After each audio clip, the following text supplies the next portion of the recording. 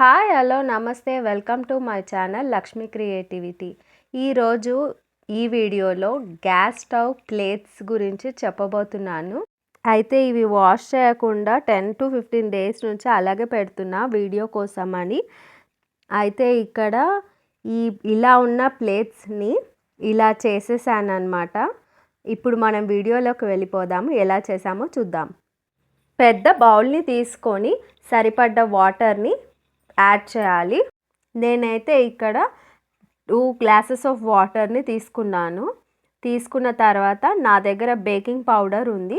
మీ దగ్గర baking powder are Eno powder ఏదున్నా తీసుకోవచ్చు. బేకింగ్ పౌడర్ 1 స్పూన్ తీసుకున్నాను.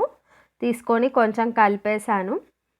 కలిపాక సర్ఫ్ పౌడర్ని ఒక 4 స్పూన్స్ వరకు వేస్తున్నాను. Baking powder and Surf powder 2 add చేశాక వాటర్ని బాగా బాయిల్ చేశాను. బాయిల్ చేశాక అంటే కొంచెం గోరువెచ్చగా అయిన తర్వాత ఈ 2 స్టవ్ ప్లేట్స్ని దాంట్లో వేసేస్తున్నాను.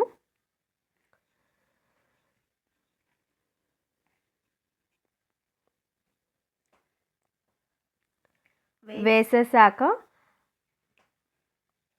బాగా బాయిల్ అయిన తర్వాత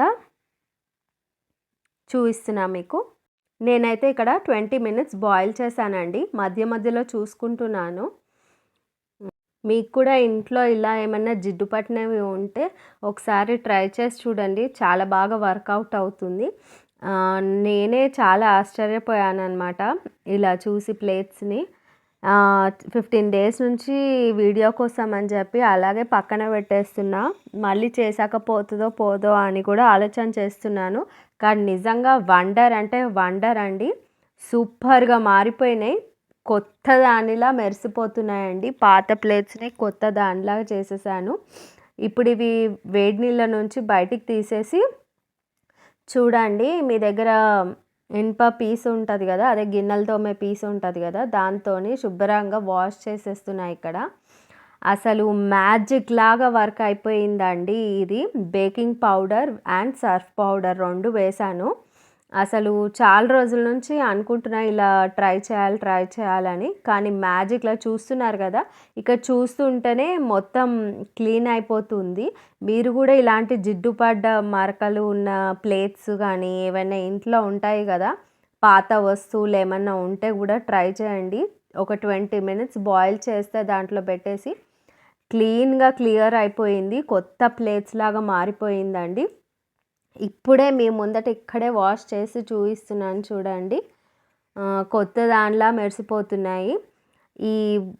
ఈ పౌడర్ని Eno powder or vinegar water కూడా వేసుకోవచ్చు. వంట సోడా కూడా యాడ్ చేసుకోవచ్చు మీరు కావాలంటే.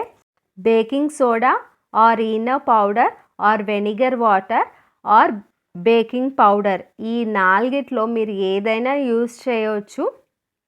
నాట్ ఓన్లీ బేకింగ్ పౌడర్, ఏదన్నా ఒకటి యూజ్ చేసి దాంతోపాటు సర్ఫ్ పౌడర్ని కూడా యాడ్ చేయండి. మీకు ఎక్కువ జిడ్డు ఉంటే ఒక 4 స్పూన్స్ వరకు యాడ్ చేయండి, లేదంటే 1 స్పూన్ ఆర్ 2 స్పూన్స్ వరకు అయినా సరిపోతుంది. కానీ ఇదైతే మ్యాజిక్ లాగా వర్క్ అయిందండి. నేనే చాలా ఆశ్చర్యపోయాను. మీరు కూడా ఖచ్చితంగా ట్రై చేయండి.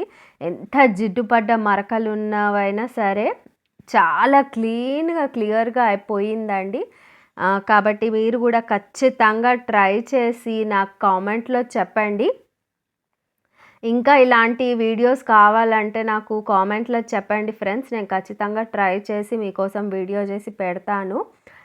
లైక్ చేయండి, షేర్ చేయండి అండ్ సబ్స్క్రైబ్ చేసి బెల్ ఐకాన్ని కూడా క్లిక్ చేయండి ఫ్రెండ్స్.